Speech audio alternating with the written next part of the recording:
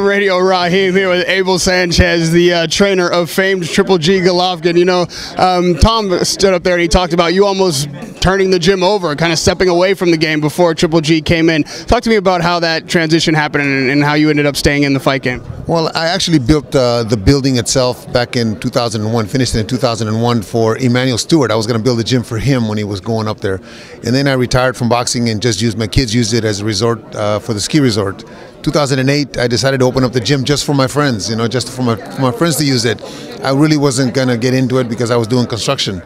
2010, Golovkin walks into my gym, and obviously I stopped doing construction. You know, I saw something that, I saw somebody that would give me what I needed as far as allowed me to do what I thought it could be done to convert him into what he is today. And I was willing to give up what I was doing before just to try, and he hasn't questioned anything that I've done, and the results are what he is today. But I'm fortunate that I had the gym, and he liked the city, and he liked the gym, so it worked out. With your time in this sport, you've seen a lot of heavy hitters, a lot of fast fighters, you know, guys with multiple talents. What was that it factor? What was that one thing that Golovkin had that made you say, you know what, I got to stick around for this guy?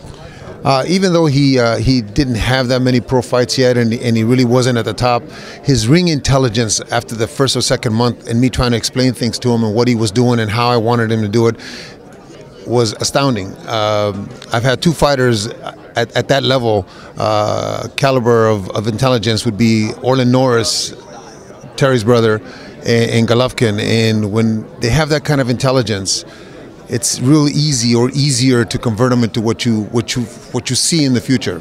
Well, now that you've made that a realization, this guy is, you know, one of the most watched fighters in the sport. He's knocking everybody out, but his opponents are not challenging him really. Even Murray wasn't that tough a challenge. So how is that keeping him sharp? And when that big challenge comes, how will he be ready?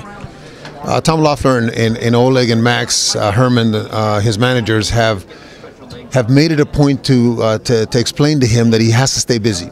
Those fights will come. We've only been on the market, HBO market, 2.5 years, I think, or something like that. So those fights or big fights will come. But if we're not in the gym and we're not busy and just fighting to stay sharp, like Mike Tyson was before he became a world champion, then when that opportunity comes, we won't be ready.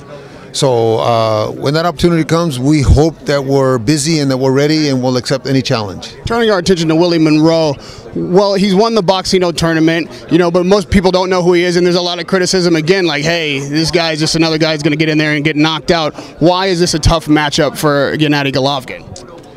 Well, any match is a tough matchup because it takes one punch and things can be over. He makes a mistake, things can be over. Because Willie is an unknown commodity, we don't know what he's got. I mean, yeah, he won the Boxino tournament, but in a fight like this, does he rise to the occasion? Does he become somebody different? We don't know. We have to take him just as seriously as we would take anybody else. But the criticism shouldn't be of Willie and some of the other guys that are willing to fight him. The criticism should be of the guys that are not willing to fight him. Cotto holding on to the linear middleweight championship. Peter not wanting to come out of hiding behind the networks and behind Al.